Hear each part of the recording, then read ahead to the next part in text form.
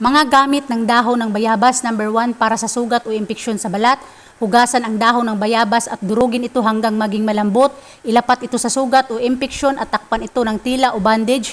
Palitan ito araw-araw hanggang gumaling.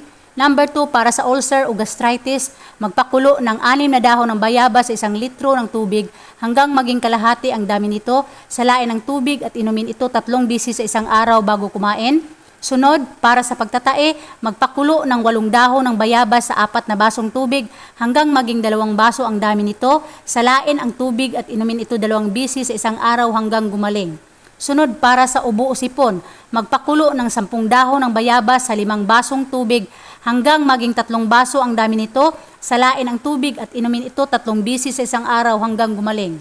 Sunod, para sa lagnat o trangkaso, magpakulo ng 15 dahon ng bayabas sa 6 na basong tubig hanggang maging 4 na baso ang dami nito. Salain ng tubig at inumin ito 4 na beses sa isang araw hanggang bumaba ang lagnat.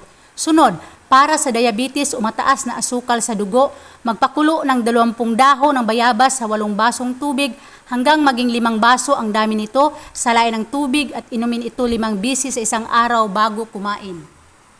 So kung nagustuhan mo ang video na ito, please paki-like, paki-share at paki-follow na rin. Thanks for watching. God bless.